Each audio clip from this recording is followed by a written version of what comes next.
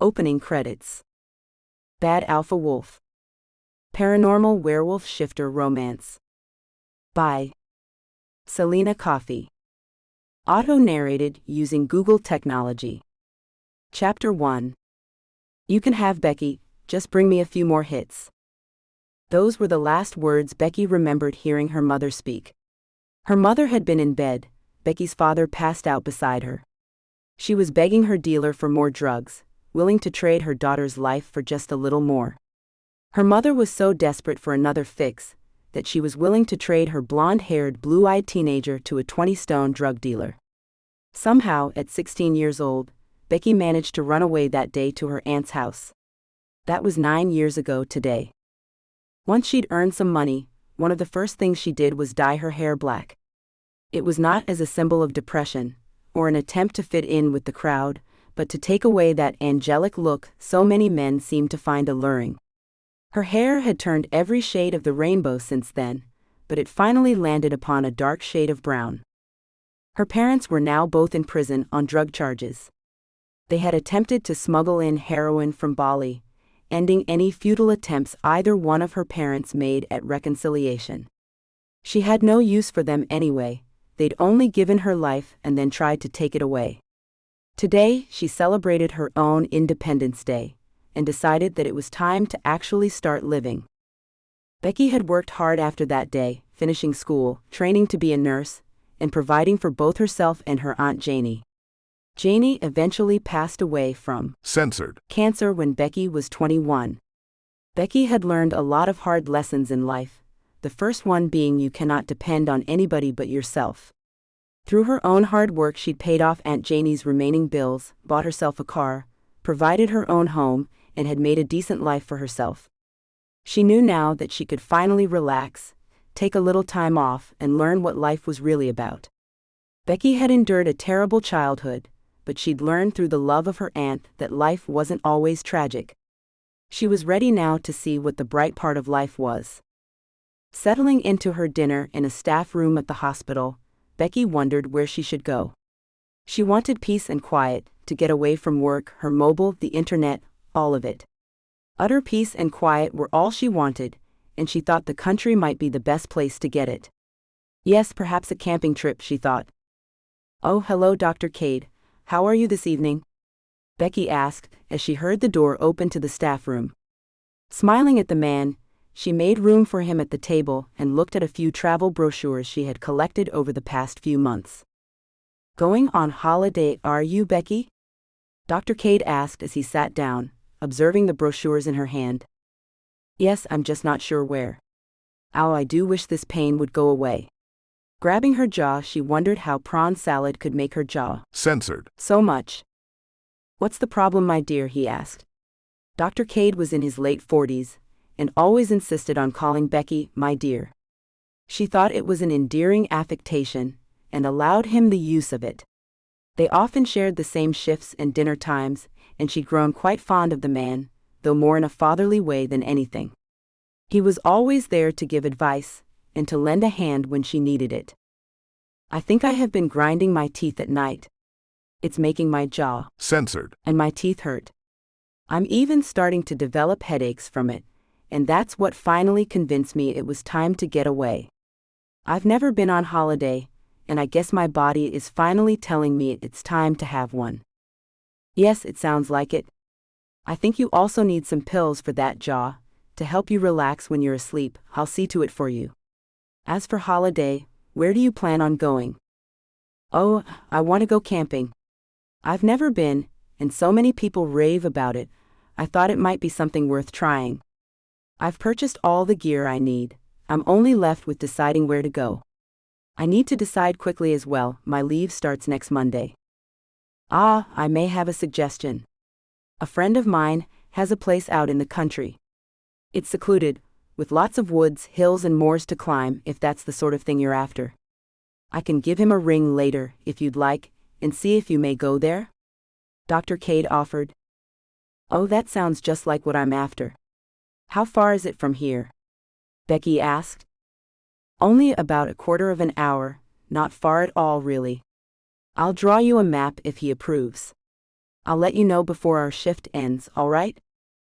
Becky agreed, and having finished her salad, went back to work, delighted that she'd managed to address two problems at once. She was also feeling more positive than when she'd first gone into the staff room, the memory of her childhood momentarily swept away from her mind. Becky. Oh good, I caught you before you left. My friend says you can use his place as long as you would like, and this is the prescription I told you about. Get it filled at the pharmacy before you go home. It should help you sleep and help ease the pain. Oh, and this is the map with the directions. Dr. Cade handed 2 slips of paper to Becky, who took them, her good mood from earlier returning in a flash. The night had been a rough one, with 2 stabbings and 6 sick children being brought in. Her good mood had evaporated through her shift, but knowing she had somewhere to go and a bit of pain relief in hand helped to bring a smile back to her face. Thanks, Dr. Cade. I'll see my regular GP when I get back from my holiday. I really do appreciate this. I'm sure it's going to be wonderful. She gave him one more smile and waved as he walked away to answer a telephone call. Heading out to her car, she looked over the directions, wondering if she could look up the property on the internet. She'd like to see it before she went, and hoped she could find it. Sometimes it was easier to find your way when you'd seen where you were heading to first. That was the brilliance of today's technology. You could actually confirm places even existed before you went there.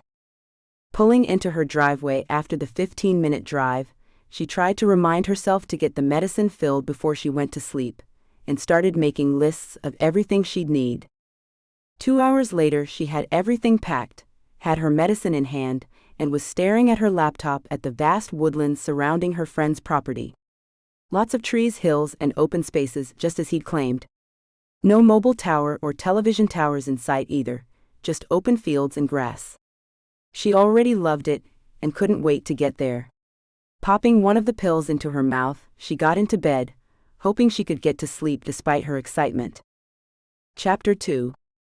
Becky climbed out of her car and gazed at the landscape around her. Rolling hills for as far as her eyes could see, grazing sheep, and nothing but a few houses dotting the spaces in between. This really was her idea of paradise for the moment. Stepping out of the car, she began to unpack it, wanting to get the tent set up while it was still early and there was plenty of light. Looking around, she found the spot with the fewest rocks, and began the process. 2 hours later, after reading and rereading the instructions, along with a few frustrated screams, she had an air bed and the tent set up, along with a campfire, her water supplies, containers of food, and other products she was going to leave in the car. Becky had seen a pub on the way in, but wasn't prepared to go back into town for an evening meal. She instead went out walking around the campsite. She clambered over the hills, startling wandering cows and grazing sheep, discovering pretty flowers and beautiful scenery that took her breath away. The English landscape just could not be beat. After a while, Becky headed back to the campsite, prepared a meal, and settled down in a camp chair to read a book by the fire. For her first holiday, it was going pretty well, she thought. She'd never ventured out into the country before, preferring the familiar noise and buzz of city life, but right now it was peaceful. She found her mind wandering as she read. The book wasn't bad, but the peace allowed her thoughts to drift. Becky remembered all the times her dad had promised to take her camping, but never quite got out of his drugged-up stupor long enough to do it. Her mom never cooked, much less entertained the notion of going out into the woods to do it. She, like her husband, was far too caught up in the make-believe world of heroin and meth. Most nights Becky fended for herself, eating canned foods and whatever she could scrounge up. Before long, Becky realized the fire had died down to a dim glow, and that she'd turned through 10 pages without actually reading. Shaking her head and standing up, Becky made a resolution to end such thoughts for the rest of her holiday. She knew it might be tough, as the thoughts were never far, but she wanted this holiday to be memorable for nothing but good reasons. Moving into the tent, she settled down onto the airbed, snuggling into her down sleeping bag. She'd recently bought it from the always going out of business camping supply store. She turned on the lantern hanging over her bed and began to read her book again. She'd finally got into a rhythm and was enjoying the book, when she heard a noise outside of the tent. Looking up, she concentrated, wondering if she had heard the wind or something more. Straining to hear, she was unsure, but thought she could hear something padding around. She almost jumped when she heard a snuffling sound, followed by a growl. Dismissing her brain's idea of a bear, there were no bears in England after all, she assumed it was probably a stray dog. She hoped that it would go away once it realized there was no food. She settled back down to read, but her concentration was broken. Finally, she heard the animal running off, the long grass around her campsite rustling as the animal's feet moved through the blades. Well, heck, she thought, it seems I'm not meant to read tonight. Settling back into the covers, Becky decided to go to sleep. The animal had left, she was out of danger, but she couldn't go back to reading. Reaching up to flick the light off, she stopped, deciding that maybe leaving the light on was better just for tonight. It was something she hadn't done since childhood, but tonight she could not sleep in the dark. Her memories and the animal combined in her mind to make it impossible to sleep in the dark. She wasn't afraid, but she felt safer with the reassuring light on than she did without it. Pulling the sleeping bag up over her cheek, she closed her eyes, hoping the light was enough to keep her nightmares at bay. Becky woke early to the sound of birds chirping and sheep calling to each other. No sleeping late in the country, she grumbled to herself as she prepared water for coffee. She used her camp stove to boil it, and then sat back and enjoyed the sun rising in the distance, banishing the darkness with its bright rays of light. She'd never seen anything like it, the light slowly burning away the mist from the hills and shadows disappearing as the giant star rose into the sky overhead. She didn't want to waste her day doing nothing, so Becky prepared some breakfast and got out her walking guide to see where she could hike on the footpaths she was near. Deciding on one, she got her walking stick, a bottle of water, filled her pockets with her keys, wallet, and a granola bar and headed out into the wild. She snapped pictures as she walked, and stopped on a rock outcropping to take a picture high above the town below her, moving to get the whole village into one shot. Becky let out a yelp as her right foot slid out from under her, landing hard on the rocks as she felt her ankle pop. Her only thought was to keep from breaking her expensive and new camera as she fell, and she didn't even realize she'd screamed. As she bounced on the ground, the camera fell onto the rocks, the lens shattering instantly. She forgot the camera and its now shattered lens, as pain burst from her ankle and radiated throughout her body. Once the pain dulled down to low roar, she inspected the injury. Not broken, but badly sprained. She needed ice but knew she wasn't going to be getting any, and she knew she was totally alone and vulnerable once again. No mobile, nobody knew where she was except Dr. Cade, and she was injured. Steeling herself, she pulled her body up until she was standing on her left foot. Bracing herself against the walking stick, she tried to decide which way to go, and found she could only manage a slow hobble. Looking around her, she could see that she still had plenty of daylight, which was of some relief. Becky gritted her teeth against the pain, determined to at least get back to camp. She didn't think she could drive, as putting any sort of weight on the ankle just increased the pain, but she had some pain relievers that might get it down to a manageable level. She gave herself a pep talk as she walked, telling herself it had only taken a short while to get as far as she had, so it wouldn't be too long before she got back to her camp. After 20 minutes or so, she pulled herself towards a tree to rest. Looking back, she decided she must have been speed walking, because she was a lot further out than she thought she was. She drank from her water bottle, almost spitting the water out as she heard a growl coming from behind the tree. Standing as still as she could with muffled breath, the animal came up closer to the tree, still growling. Becky tried not to panic or scream, as a black paw reached out, feeling around the tree. It snorted, then ran away as she caught her breath. Becky tried to hobble faster, and felt in her pocket to make certain that her keys were still hidden in the depths of her coat. She felt their reassuring presence as she hobbled on, her car now in view. Between the pain and the fear, she was quickly running out of energy, and a howl behind her convinced her to move even faster. She didn't care if she ever walked again, she just wanted the safety of her car. Reaching the car, Becky's hands shook as she reached in her pocket to retrieve her keys, dreading that they wouldn't be there.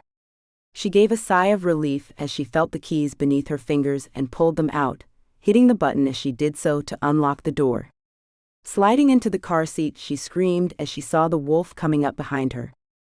A great black beast, the wolf stood over 4 feet high, even on all 4 paws, and its head was massive. She closed the door just as it pounced at her, and the beast hit her door hard. Becky was certain there would be a dent in her car. Sliding the key into the ignition, her only focus was driving as fast and as far away as she could. She looked out of her window to see the beast standing there, shaking its head, snarling and salivating, as if it could already taste her flesh in its mouth. Becky put a hand to her mouth, trying to hold back another scream as she watched the beast, too afraid to move or to even look away. She knew by its sheer size that it could shatter her window if it wanted. She tried to react, but it was as if she was in one of those dreams where you just can't scream. Suddenly snapping out of it, Becky turned the key and started the car. Shifting the lever, she ignored the pain in her ankle as she backed the car up, preparing to hit the animal if she had to. The animal lunged just as she came to a stop, landing on the hood of her car. Instead of screaming this time, Becky grew furious. She'd spent a lot of time and money to pay for that car, and the animal now destroying it was infuriating. Her anger grew as the bonnet dented, and the beast bit at the windscreen, as if he didn't notice the glass separating them. The glass cracked but did not shatter. The weight of the wolf was enough to stall the engine, and Becky was stuck. She was so caught up in her fear, so focused on the huge black wolf on the bonnet of her car, that she didn't notice a much larger wolf came streaking out of the woods, racing straight at the wolf on the hood of her car. She did notice when a red streak launched itself at the black wolf, however, and knocked it from her car. She heard a long yelp filled with pain, then nothing. Becky looked around the car, but she couldn't see anything. Scooting up in her seat, she looked all around the car until she saw the red wolf, on the passenger side, resting on the ground in front of the door, staring into the woods on the other side. Holy moly, what do I do now? There's a freaking great huge wolf outside, maybe it wants to eat me too and ran the other one off to have me to itself? Shifting back into the driver's seat, she thought about her next move. Her ankle was throbbing, her windscreen was cracked, her bonnet dented, and the car wouldn't start no matter how many times she tried. The light was also finally leaving the day. She just wanted to rest, get some pain relievers, and get out of here.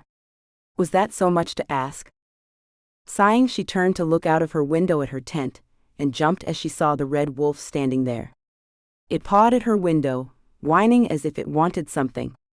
It then stood up on its legs, resting its front paws on the car, as if it were a dog greeting its much-loved human after being alone all day. It stood there now, panting and looking at Becky curiously.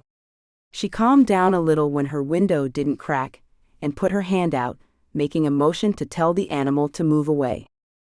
Bravely, or stupidly depending on how you thought about it, Becky rolled the window down just enough to stick her finger through. The animal jumped back from the car, looking like it wanted to play with Becky now. She took her key out of the ignition, and made a decision. She was going to have to get out of the car to get the pain relievers, and the wolf didn't look like it really wanted to eat her. She doubted wolves could fake such a genuine friendliness. She was sure that there couldn't be any red wolves in England, but sure enough there was one in front of her. Slowly Becky opened the door and put her right leg down, careful not to put too much weight on it, then used the door to pull herself out. The wolf stayed well back from her, letting her exit the car without harassment. She didn't see any sign of the other wolf now, and guessed that for whatever reason this one was sticking around to protect her. She picked up her walking stick from the ground where she dropped it, using it to hobble into the tent to fall onto her bed. The wolf shied away from her, but kept an eye on her as she struggled along. Taking a bag out from under her bed, she pulled out some medicine and quickly downed the pain reliever with a bottle of water. Well, what are we going to do now, Wolfie? My mobile won't work up here, I can't drive out in a dead car, and I won't be walking out anytime soon. I'm supposed to be here for a week. Should I be brave and stay up here, or try to leave tomorrow? My ankle might feel better tomorrow, who knows? Should I just give up on my first real holiday ever, or have you scared off the big bad wolf for me? I hope you have, because that thing was terrifying. She laughed at herself for talking to an animal, but he seemed to understand. My ankle is starting to feel a little better. How about some sausages and eggs for dinner? Does that sound good to you? I think you deserve a reward for coming to my rescue, she said, as the wolf whined eagerly. It was strange enough coming face to face with one wolf today. Two of you is mind-blowing. But we're not going to wonder about that at all until I'm safe back home and away from all of this. Now about those sausages. Becky figured out that she could scoot around the campsite on one of her camp chairs. She used the canvas chair as a sort of wheelchair while she prepared dinner for herself and the wolf. Once she had the simple fare prepared, she put some on a plate for the wolf and let it cool a little before putting it on the ground for him. The light had completely left the sky, and it was now dark. After eating her fill, she got down and started to light a fire using the wood she had stacked the night before. Flames were leaping to the heavens by the time she finished. As the wolf watched her intently, she pulled out her book to continue reading. She watched him as she read, looking up occasionally when he moved his head around, as though surveying the surroundings, only to rest his head again and continue watching her. He had lovely yellow eyes that seemed to be very intelligent and kind. As she watched the wolf in the firelight, the flames seemed to make his red fur come to life, as though the wolf were on fire too. She closed her eyes for a moment, and awoke with a start, as she realized she'd fallen asleep on the ground with only a blanket as a cushion. Pushing herself around, she inched past the wolf, into her bed, and propped her foot up with an extra blanket. Somehow she wasn't surprised when he walked into the tent with her, and plopped down right beside of her. She brushed her fingers into his fur, loving the silk texture of it. She began talking to him as she caressed his fur, enjoying his happy panting as she spoke, telling him about her life and how he was the only creature that had ever tried to protect her in her whole life. He was her hero, and she told him so as she slowly fell asleep, his warmth and the hectic day leaving her exhausted. As the beautiful lady fell asleep, James St. James, now also known as Wolfie, watched her, protecting her from the other werewolf in the vicinity. He'd heard her words about her life and understood them. Knowing that she had never been protected gave him even more incentive to do so. This was his territory, and had been for over 100 years now. Werewolves did not age as fast as humans, and as a consequence, James only appeared to be in his late 40s. His red hair, yellow eyes and muscular stature were with him whether in human or wolf form. In short, James could defend Becky in whatever shape he was shifted into, no matter what, and after witnessing the black shifter attacking her, he was determined she wasn't going through that again. Settling himself to spend the night beside her, James thought about how he'd ended up in this tent with this woman. This had been his territory his whole life, he'd never strayed far, and his sixth sense told him when there were other shifters around. He'd hunted this one since last night, and knew it was up to no good. He tracked it all day, along with the woman once he had sensed her. Somehow he'd known this shifter was trouble, and had been prepared for it. Now he just needed to stay awake all night to prove it. He was only going to rest his eyes for a minute first, the soothing feel of her hands producing a calm in his inner animal spirit that he'd never felt before. He kicked a hind leg out, stretching beneath her hand, and allowed the soothing touch to slowly let him drift. He loved her scent, so close to him that his head was filled with her smell. Letting the scent imprint itself on his brain, he drifted off, certain he'd wake back up shortly to leave and hide within the woods if he needed to. At his age he could shift when he wanted to, except for when he was asleep. On rare occasions he would involuntarily shift back to human form, but he was certain he would awake before that happened. As he cracked his eyes the next morning, he tried to discern the shrill noise filling his head. Stretching out, he yawned, scratching his lean stomach as he did so. What the hell was that piercing noise? Seeing a tent above him as his eyes fully opened, James realized what had happened during the night.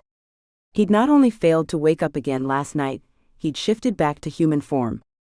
Becky had then woke up to find him censored in her tent. A censored man she did not know was in her tent, the day after she was attacked by a giant wolf. Oh, this was not a good thing, not a good thing at all. He was just about to turn and explain to the screaming woman behind him, when something punched him in the side of head, making his world spin as he tilted over. Chapter 3. Please miss, put the book down. James had managed to climb to his feet, and was crouched down in the tent. Most tents don't accommodate people over 6 feet tall, and James was 6 inches over that level. It suited Becky fine, she couldn't have been more than 4 inches over 5 feet tall. James was not so lucky, however, and his crouched posture only added to her fear and confusion. You'd best believe I'm not putting this book down, Becky barked back, terrified beyond her wits. This was just way too much for her. This was her holiday, for crying out loud. Why did these things keep happening to her? If you'll just let me out of the tent, maybe hand me a towel or a blanket, and I'll explain myself to you, James said, pausing to gather his thoughts and hold his hands out in a harmless manner. You said last night you needed a hero and that you had one, you're right. I'm here to be your hero, you just have to trust me. What are you on about? I only told that to the wolf last night. Were you here the whole time all of that was going on? Are those your wolves? Is that how you knew about that? Did you leave me to the mercy of that deranged creature? Did you? Becky's voice was growing shriller as she asked each question, her voice on the verge of cutting glass. No, I don't know who that other wolf was, but the red one was me. If you look into my eyes, you'll see it. I'm a shapeshifter, a werewolf if you will. I was the wolf that chased off the black wolf after it attacked you yesterday. Becky looked at the man, certain he was insane. But when she looked into his eyes, she jumped inside because those were the same eyes she'd stared into last night, the eyes she'd gazed at as she poured out her life story, a story she'd never told anyone in her life. Becky wasn't sure what to believe anymore, as she sank down into the airbed. She'd barely been on holiday for 2 days, and she'd been attacked by a wolf, saved by another, and woke up to a censored man in her tent claiming to be the second wolf. Standing up, she perused about the campsite, looking at things, picking them up and staring at them before moving on to something else. James, confused, asked her what she was doing. I'm looking for the hidden camera, there has to be one here, she replied. There is no hidden camera, Becky. We are the only ones here. James sank down into a camp chair after grabbing a blanket to place around his waist. Shall I make us some breakfast? Why don't you have a rest, get off of your ankle, and we'll talk while I cook. He shifted around the campsite, picking up the items he'd need and started cooking. You're a werewolf? As in, you turn into a wolf every full moon and go out hunting chickens and squirrels to tear apart with your teeth and paws? No, not that kind, I shift when I choose to. I'm over 100 years old now, so I can shift when I want. I have far more control than the younger wolves do. So do it now then, prove it to me, Becky retorted. Let's wait until after breakfast, please. It's very draining shifting back and forth. I need some fuel, he replied, his weariness breaking through into his voice. All right, I can wait, she replied, growing more comfortable with the idea. Becky still wasn't sure she completely believed it, but she knew something odd was going on here. She just had to wait a few more minutes to be sure. They had their breakfast, neither one speaking, and Becky watched him eat. The man was stunning, a definite male who gave off a don't mess with me or mine aura. Even watching him eat was sexy, watching his full lips closing around his fork had her on the verge of squirming in her chair. She felt safe with him, even if she did think he might be slightly bonkers. She began to think that he just may be a werewolf. She just couldn't dismiss his eyes, they were so familiar. She put her camp plate in a wash bucket and turned back to him. All right, I'm not waiting any longer, show me, and don't pretend you don't know what I'm. Becky stopped talking as James disappeared under the blanket, a wolf emerging from the fabric, shaking out his fur as he emerged. Holy shit. The wolf just snuffled, and then within a blink, James was standing before her again, every finely muscled, hard-as-nails inch of him censored before her, once again. Becky gasped and stepped back, falling into her chair with a yelp. You weren't joking. You're not crazy, she stuttered out. No, I'm not. For me, it's a family trait, for others it's passed through scratches, bites, and cuts, but the latter is very rare. We're usually born to it. Oh my, well, oh my. Becky was at a loss for words again. Could you put your blanket back on? While you're certainly impressive, I'm having a hard time not staring at you. Becky told herself her blunt nature was purely situational, and that she wasn't just being silly and prudish. But she seriously could not look at the man another minute without making an attempt to climb him like a tree. How is your ankle now? James asked as he put the blanket back around him. It is better, some more pain relievers and I should be all right for the day. So, why are you out here anyway? She asked as she took her pills.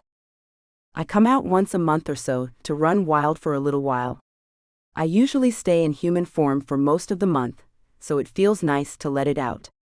This is the place I usually come to, but somebody bought it last week. It's been deserted for about 50 years now, so it has always been the perfect place for me. I assumed that it was you that bought it, actually. His words tapered off, and he ended with a questioning look on his face. No, I'm a nurse and one of the doctors I work with said his friend owned the place. I don't really know any of the details, but I'm assuming he's the one who bought it last week. I needed a break, and well, I guess if you remember what I told you last night, you know the rest, don't you? She ended. Yes, of course. Last week, huh? That's awfully quick to be asking for a favor from somebody that's just bought the place. Odd, James said skeptically. I suppose it is, isn't it? Becky changed the subject. So who's this other wolf? And why was he out to get me? I don't know really, and I don't know that there have ever been any wolves here other than me. I assumed it was someone you knew, or it was the new owner. I've not met any other shifters in about 20 years, so it's all very odd to me. But I'll stick around if you like, or take you somewhere if you want. My motorbike isn't far from here, and I can take you for a ride into town to have your car towed and to find a room, James concluded, standing up. Becky stood too and looked up at him. Oh, I'm not going anywhere, especially if you're going to stick around. I didn't come all of this way for nothing, and I'd bet that bastard doesn't come back now that he knows he's not the only wolf in the village. You're much bigger than him and he knows it, Becky reassured him, pausing for a moment. Although I would like to go for a ride, if that's possible. I've never been on a motorbike before. A huge smile broke across his face as James took her hand, leading her to a chair so she could sit back down. You sit here, and I'll be back in a few minutes. I won't be long at all. He ran off into the woods, completely censored. After dropping the blanket. Becky took advantage of the opportunity to freshen up, brushing her teeth using her water bottle. He wasn't long at all, coming to rest beside her car on the midnight blue and chrome motorbike. He'd slipped into jeans, work boots, a dark green long-sleeve shirt and a black leather jacket. Her jaw dropped as he pulled up, his eyes hidden behind sunglasses. However, there was nothing he could do to hide that masculine grin. He handed her a helmet, putting one on himself, before he sat up so she could slip on behind him. Ready? She heard from within the helmet. She assumed the helmets must be equipped with speaker and microphones, so she didn't yell when she said, ready, back to him. The first jolt over a rock sent her further into his back, her legs and upper censored. Pressing against him. She wrapped her arms around his waist, feeling even more secure now, and rested her head against his back. All she could do was take in the vibration of the bike and the sound of the wind rushing by them. She thought this must be what it feels like to fly. The feeling was exhilarating and filled her senses. James smelled of spice and wood smoke, a delicious combination that made her knees weak with some strange kind of emotional pleasure. It was as though James's scent alone was wiping out all of the darkness from her soul, the same way the sun had blasted through the fog and the darkness yesterday to wipe away the shadows in the valleys. It was all very strange, but how often do you meet a werewolf after getting attacked by one? If this was insanity, Becky thought, then she was going to enjoy the ride. They rode for hours, coming back only when night was starting to settle in and the wind grew chilly. They'd stopped a couple of times for lunch and bathroom breaks, but the majority of the time was spent riding through the English countryside. Becky had adored every second of it. Becky wanted to ride with him forever, but her bum was starting to get sore, and the pleasure of being wrapped around him all day was starting to unsettle her. On the way back, she started to think about the things he'd said, about how old he was and how old he might live to be. She realized how little she knew, and resolved to start asking questions before getting too involved. James sorted the bike while she went over to start some dinner, the pain in her ankle totally forgotten now. Watching him, she wondered how to approach him with her questions. Ahem. Well, that was great, James. I really loved it, thank you. I hope we can do it again soon, she blabbed out. We can tomorrow, if the weather holds up. So what do you want to ask me? It was as though he'd known what she was thinking. Gaping at him, she mumbled a bit, then blurted, Are you married? She wanted to hide in the tent, after asking it so bluntly. No, I'm not. I'm not currently seeing anyone either. I have no children, and no living relatives either, he said with a reassuring smile. I also don't work currently. I live off the proceeds of wise investments I made when I was younger, and I keep to myself most of the time. It stops questions about why I'm not aging very fast, and other such annoying things. I won't see anyone from the village for months sometimes, as I go out of my way to stockpile the necessities I need, or have things delivered to my house. Which, by the way, is just over that hill to the left there. You can barely see it from here, it's just a speck. He trailed off as he held his arm out, pointing towards his home. Becky took that moment to look away, to hide her reddening face, and to look where he pointed. She couldn't see much at all, but smiled anyway, knowing he had a real home to go to. He lowered his arm, letting it rest against her hip, and she forgot about what she was cooking. She'd been thinking about his lips all day, and how she wanted to feel them against her own, to taste him. She wanted to run her fingers through his silky-looking red hair. It matched the color of his fur, and it was beautiful. She wanted to know if it was as silky as it looked. Turning to him, she brought her face up to his, hoping he'd censored her. He obliged her, his lips slowly moving down to her own. Hot, intense heat and a deep longing were all she felt as his lips pressed into hers, a thrill of pleasure going straight to her core. She wanted to ease the censored there to feel his fingers in her. Censored. But he moved away, his breath shaking in his. Censored. I would like nothing more than to Censored. You all night, but we need to set camp up for the night and eat the dinner you prepared. Finish that up, and I'll get the fire going. Becky wondered if she'd done something wrong, as he almost ran away from her. Feeling a bit hurt, she finished the meal, opened a bottle of wine, and set their plates on the table, waiting for him to finish with the fire. She wasn't very hungry, but she did have 3 glasses of wine that went straight to her head. The day, the night, everything had been beautiful, and she was happy again. There was no sign of the other wolf, and James was still here with her. The night could not be more beautiful. Then, as she was soaking up the calm of the moment, she fell out of her chair. Snorting with laughter, she watched as James rushed around the table, pulling her away from the fire. I do believe you're drunk, little one, James whispered to her. I believe I am as well, tall one. Come here, and censored me. Not while you're drunk. I wouldn't take advantage of you that way. But I want you to. You have the most beautiful mouth made for censored. Not to mention the rest of you. I need to touch you to feel you, she hoped she wasn't slurring. When you're sober, James replied sternly, caressing her face. No now. And with that she pulled his head to hers, wanting to taste the wine on his. Censored. So fiercely she pushed her own between his lips, and gave her own satisfied moan when he groaned deep in the back of his throat. She. Censored. Her hands beneath his shirt, wanting to feel his skin against her palms. This scene has been censored to provide a safe and enjoyable reading experience for everyone. The ability to form words was slowly returning, and Becky lifted her head to look at James. That, my tall one, was incredible. Yes, it was, thank you, my darling. Shall we move into the tent now? James suggested. I don't want you getting eaten alive by bugs. Only if I can spend the night. Censored. You until the sun comes up. Otherwise I'm not letting you up, she said, her words muffled against his. Censored. I think that can be arranged, Becky. I have a few things in mind for the night myself. He pulled her up and carried her to the tent, looking around once more before zipping the enclosure shut, always aware, always vigilant and watchful for this woman that was quickly becoming the world to him. Chapter 4. Over the next few days, James and Becky explored the countryside, learning the place and each other well.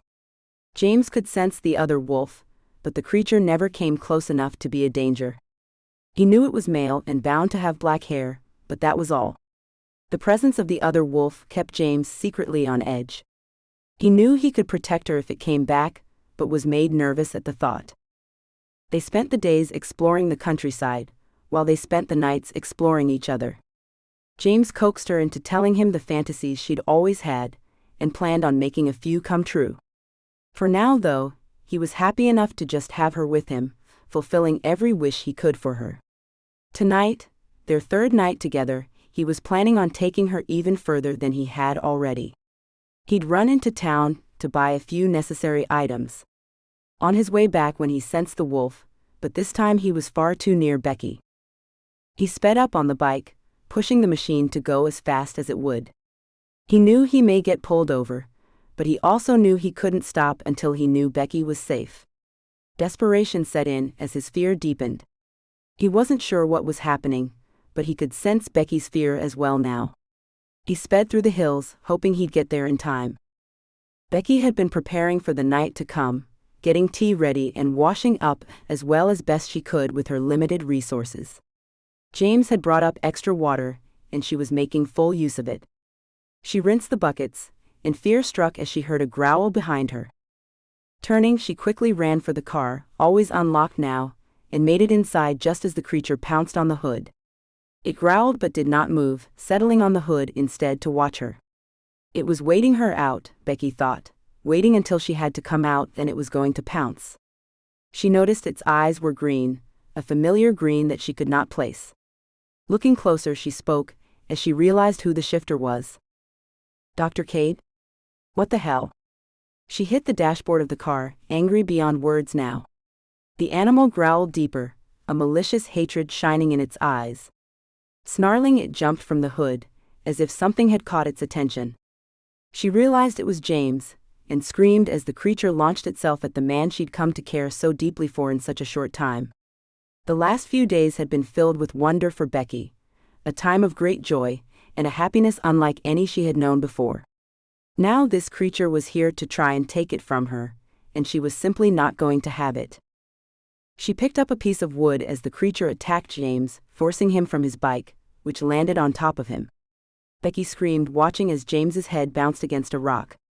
Her scream of rage, fear, and pain filled the air as she launched herself at the creature, bringing the wood down hard on its head, the creature's movements stopping instantly. Becky ran to James, the wood safe beside her, and pulled him from under the bike. He came to as she patted his face, begging him to wake up. She smiled through tears as relief filled her when she saw his yellow eyes were dilating fine, and he could move. He smiled back, asking her what had happened.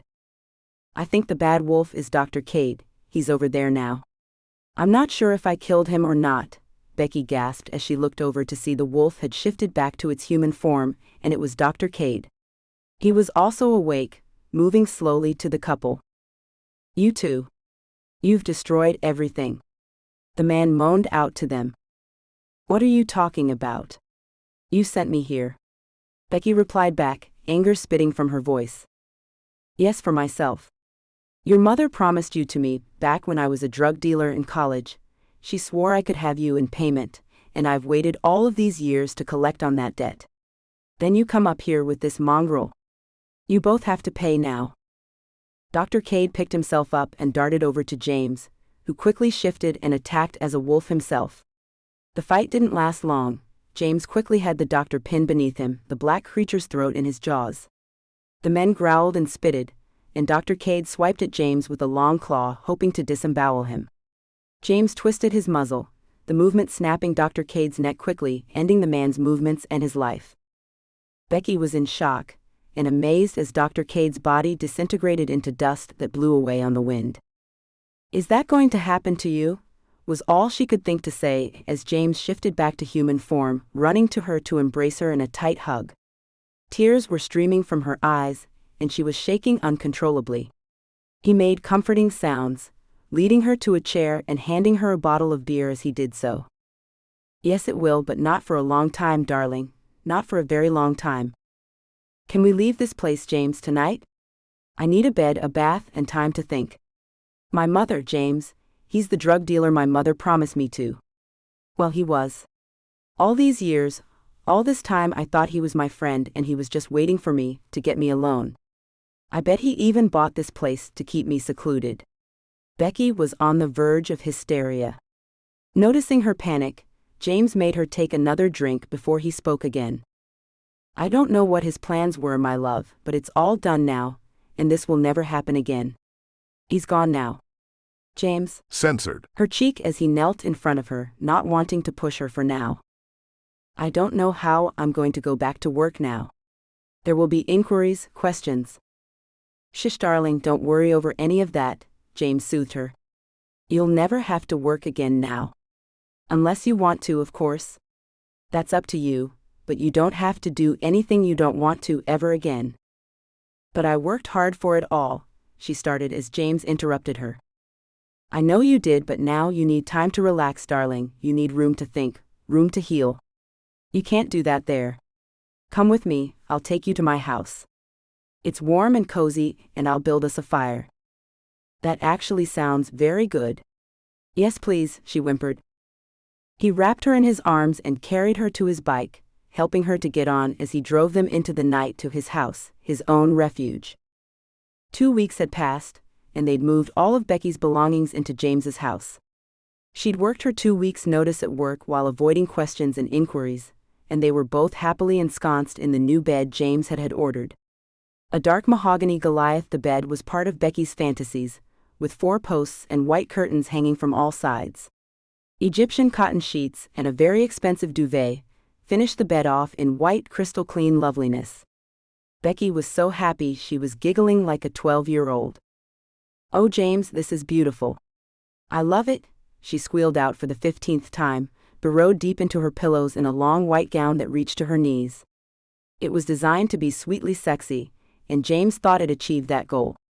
He also thought it would look better on the floor. Reaching into a nightstand, he pulled out 2 objects, and watched as her eyes grew wide. They discussed this several times, and it always drove her over the edge. He pulled her to her feet, took her to the end of the bed, and pulled the gown off of her. Becky's giggles had stopped now, censored and curiosity taking their place. "You have been asking for this, my love, so now I'm going to give it to you," he whispered against her neck, her breath trembling in her throat. "Oh yes, please," was all Becky could make out. She held her arms out before her, but he turned her around to face the bed, wrapping one silk scarf around her left wrist and tying that off on a round hook that was cleverly disguised in the woodwork. He then did the same process with the right arm, until she was well secured on the bed frame. "Now, anytime you want to stop, you say laptop, all right? I'll stop immediately and let you free," James instructed. "Laptop, got it," she repeated back. "Now, this is the blindfold. I'll only leave it on until you say to take it off." As he spoke, his hand landed on her bottom, a sweet sting burning through her body as his hand struck her gently. Not a hard slap, not an insulting slap, just something to bring the blood rushing to her skin. His hands moved to her, censored kneading the plump flesh there, her censored standing to attention. She heard soft music begin to play, slow and sensual, and it added to the effect. Her body was humming already. She braced herself, preparing for whatever came next.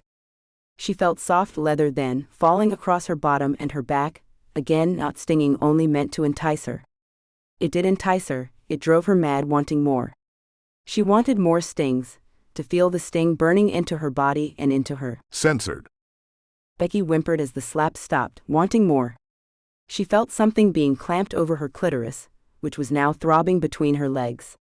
The contraption brought intense pleasure to her, though she could not see what it was, and she squirmed against her restraints, her pleasure building but needing more. James then placed silver clamps on her, censored with bells on the bottom for weights. Every moment she made caused the bells to tinkle. She groaned, asking for more, whispering her censored into the air urgently, over and over again. This scene has been censored to provide a safe and enjoyable reading experience for everyone.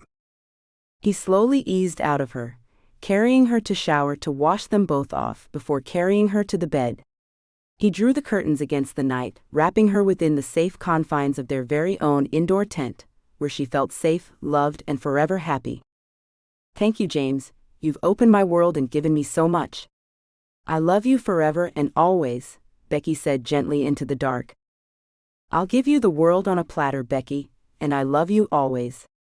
Now sleep for a while, my love. That was only round one. They both giggled as he turned the lights off, leaving them in the darkness, but safe and complete in their own world. Thank you for reading my book. If you like this story, I think you'll enjoy my book. Download Werewolf now, free. A big favor to ask.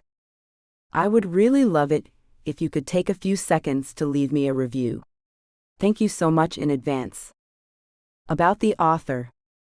Selina Coffey is a romance writer who lives happily in London with her husband and son. She is a hopeless romantic who grew up always believing in love, and she is not ashamed to admit this.